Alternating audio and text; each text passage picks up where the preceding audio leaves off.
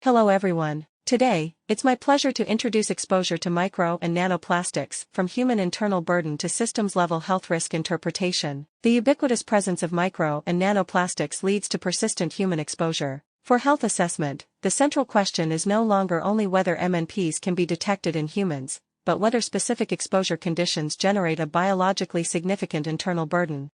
In this correspondence, we propose internal burden as a bridging metric that links external exposure, organ-specific distribution, mechanistic perturbation, and potential clinical relevance. We aim to clarify the hierarchy of existing human evidence, identify methodological limitations, and propose practical research priorities to shift research focus from mere detection to quantitative and clinically valid interpretation of MNP exposure.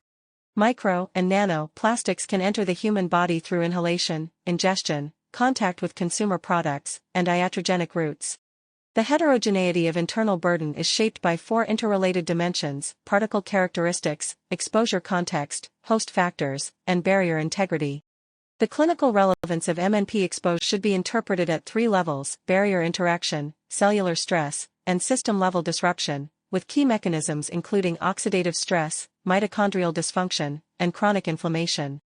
Inhalation is one of the best established routes of human exposure to MNPs. Airborne MNP burden varies with traffic intensity, road and tire wear, built environment characteristics, and climate conditions.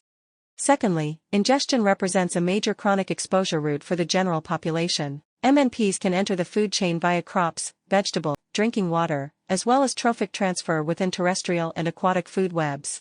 Thirdly, contact with consumer products constitutes another important exposure scenario. MNPs have been identified or implicated in cosmetics, microbead-containing toothpaste, face masks, and baby products.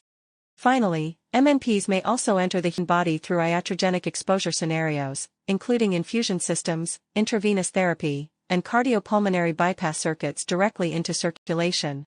Internal burden refers to the quantity, composition, and biodistribution of MNPs retained within the human body after exposure. Current evidence can be broadly divided into two categories. First, biological fluids or other non-organ samples, including feces, urine, sputum and blood. Second, tissue and organ-associated compartments, including lung parenchyma, intestinal tissue, liver, spleen, kidney, placenta, vascular lesions, and ocular surface-related tissues. Current evidence suggests that the clinical relevance of MNP exposure should be interpreted according to an evidence hierarchy rather than assumed to be uniform across organ systems. Within this hierarchy, cardiovascular disease currently provides the strongest human evidence signal. MNPs have been detected in carotid atheromas, and lesion-associated particles have been prospectively linked to adverse cardiovascular outcomes. Respiratory and reproductive findings are biologically plausible and increasingly suggestive, but remain less conclusive. For gastrointestinal, hepatic, metabolic, neurological and other outcomes, the evidence remains emerging and should be framed cautiously.